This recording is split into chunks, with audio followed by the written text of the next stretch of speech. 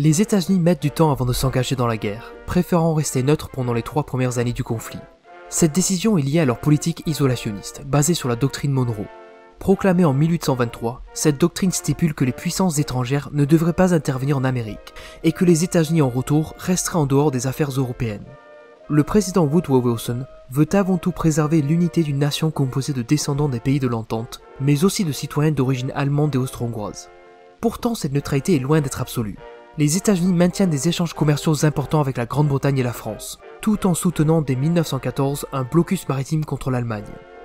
En mai 1915, le torpillage du paquebot britannique Lusitania cause la mort de 128 citoyens américains et choque l'opinion publique. En janvier 1917, le télégramme Zimmermann envoyé par l'Empire allemand au Mexique propose une alliance contre les États-Unis. Un mois plus tard, l'Allemagne lance une guerre sous-marine à outrance, ciblant tous les navires, y compris ceux des pays neutres commerçant avec l'entente. Le 6 avril 1917, le Congrès américain se met d'accord et vote l'entrée en guerre contre l'Allemagne.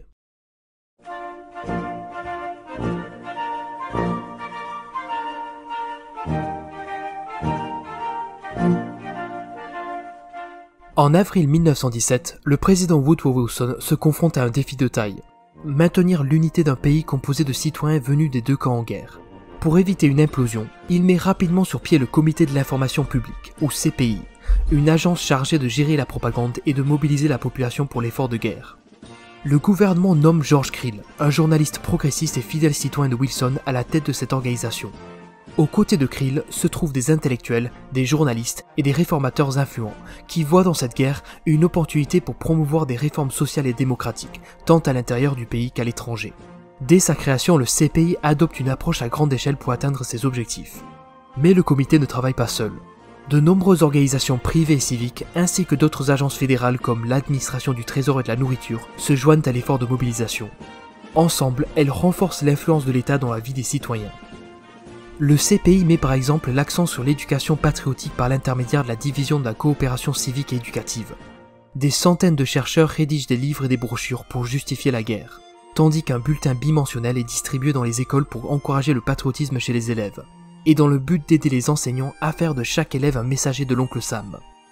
Le CPI est organisé en 2 sections, une pour les États-Unis et une autre plus large pour l'étranger, avec des bureaux dans plus de 30 pays.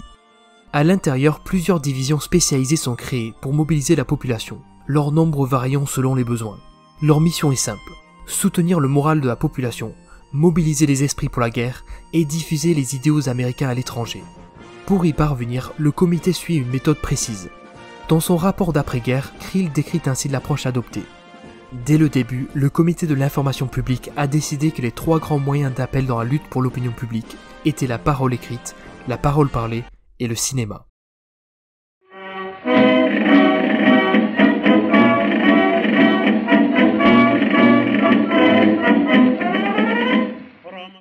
Le comité de l'information publique, dirigé par George Creel, a donc pour mission de convaincre les Américains de soutenir l'effort de guerre.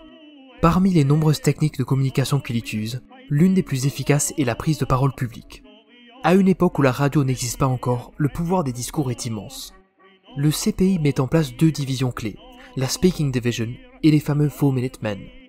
Ces divisions recrutent des personnalités influentes, souvent locales, pour s'adresser à une population qui lit peu ou qui n'est pas alphabétisée.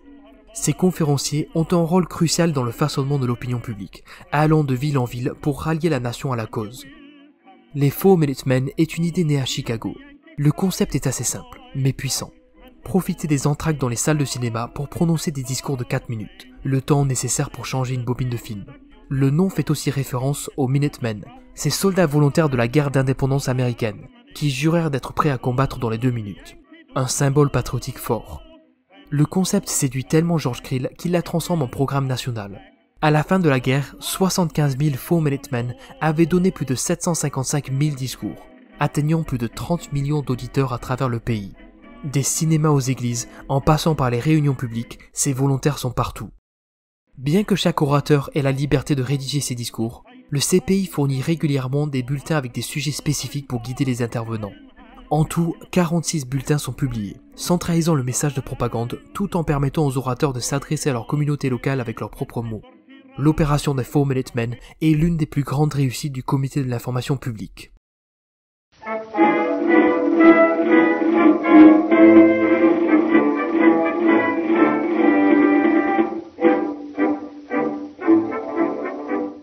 La division de la publicité picturale joue un rôle crucial dans la propagande visuelle américaine. Les États-Unis produisent plus de 20 millions d'affiches de guerre, un nombre dépassant celui de toutes les autres nations en guerre réunies.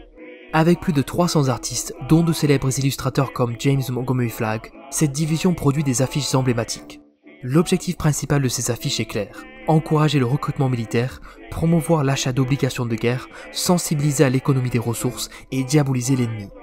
Ces affiches, couvrant chaque espace public, délivrent des messages forts et accessibles à tous. Charles Darnay Gibson, l'un des illustrateurs les plus célèbres des États-Unis, joue un rôle clé dans cette opération.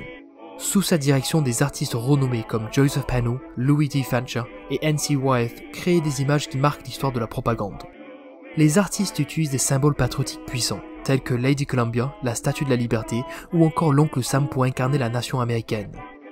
La guerre est souvent présentée sous un angle romantique, une aventure noble, transformant les garçons en hommes, un message clé pour galvaniser l'esprit de la jeunesse américaine. Les styles visuels varient selon les campagnes. Certaines affiches adoptent une esthétique européenne, dramatique et percutante. D'autres, plus subtiles, s'inspirent de l'image romantique que les Américains ont de la France et de l'Angleterre.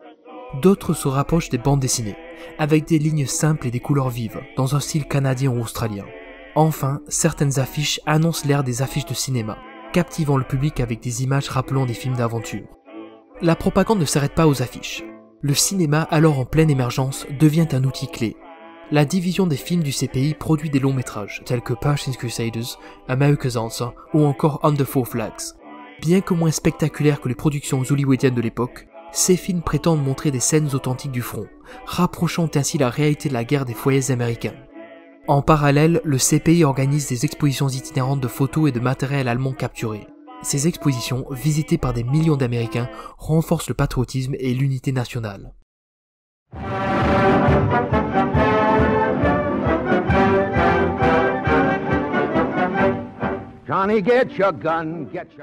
Pendant la Première Guerre mondiale, les États-Unis, comme leurs alliés, utilisent la musique pour renforcer l'esprit patriotique et soutenir leur engagement dans le conflit. Quand les États-Unis entrent en guerre en 1917, beaucoup pensent que ça sera rapide. Cela se ressent dans des chansons comme Over There, qui appellent à l'enthousiasme et au devoir national. Over there, send the word over there, that the Yanks are coming, the drums coming everywhere. So prepare, say a prayer, send the word to beware. We'll be over, we're coming over, and we won't come back till it's over there.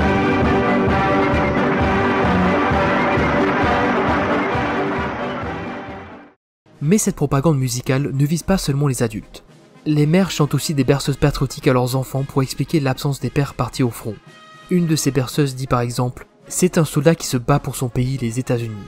Alors toi et moi serons courageux et bons pendant que ton père est loin. » Plus tard dans la berceuse, on entend aussi « Et il trouvera son fils devenu un grand soldat, qui pourra prendre la place de son père pour se battre pour son pays. » Ces chansons, berceuses et hymnes vont plus loin que de simples mélodies. Elles ancrent chez les enfants l'idée que servir son pays est un honneur, et que le sacrifice pour la nation est noble. Sous la direction de George Creel, le comité de l'information publique montre l'ampleur des efforts de propagande pour rallier le public américain. Tous les médias de l'époque sont mobilisés pour unir la population autour de la guerre, touchant toutes les classes sociales. À court terme, cette propagande réussit, rassemblant le pays autour d'une cause commune. Mais cette unité a un prix.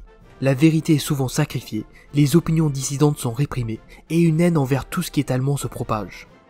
Le travail du CPI ne disparaît pas après la guerre. Il marque le début d'une ère où la propagande devient un outil essentiel de mobilisation en temps de conflit.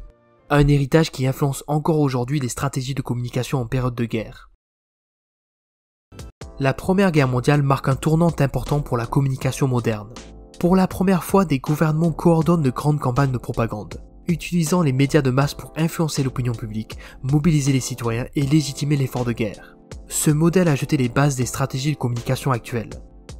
Cette série a demandé plus de 4 ans de travail, et j'ai l'impression qu'on voit vraiment une évolution dans la qualité des vidéos, tant au niveau du montage que de l'écriture. Qu'en pensez-vous? Si vous n'avez pas encore vu certaines vidéos, je vous invite à les découvrir. N'oubliez pas de soutenir la chaîne, un pouce bleu, un commentaire, un abonnement, activer la cloche ou même partager les vidéos. Ça aide énormément. Et pourquoi pas une suite sur la Seconde Guerre mondiale? Donnez-moi votre avis en commentaire. Sur ce, on se dit à très bientôt pour de nouvelles histoires.